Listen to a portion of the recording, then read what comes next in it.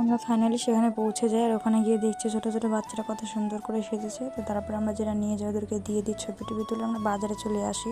বাজারে আসার পরে কিছু শাকসবজি নিয়ে নিই, তারপরে ও আমার জন্য মোমো নিয়ে আসে, ভেজ মোমো। চিকেন মোমোটা আমার ভালো লাগে না, সেই জন্য দুজনে মোমো খাই। খাওয়ার পরে ও আমাকে জিজ্ঞাসা করছিল যে আর খাবো নাকি, কারণ আমি সাধারণত সব কিছু খাওয়াই বন্ধ করে দিয়েছি, যেগুলো আমার ইচ্ছা করে আমি সেইগুলোই খাই। তো তারপরে আমি ওকে বলছি একটা আইসক্রিম খাবো, তো বললো হ্যাঁ ঠিক আছে। তো দুজনে আমরা আবার আইসক্রিম খুঁজতে খুঁজতে যেটা খাই সেটা পেলাম না, দিয়ে ম্যাঙ্গো আইসক্রিম নিলাম। তারপরে বাড়ি এসে ওর স্টুডেন্টটা যে টিফিনটা দিয়েছিল ওটা বের করলাম, বের করে দেখছি কত মিষ্টি।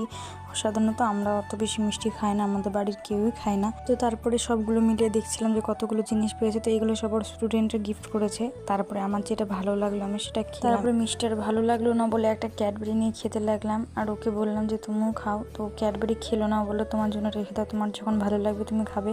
তো আমি একটাই খাচ্ছিলাম, ওরা বারবার ভিডিও করছে, আমি বারণ করছি, তারা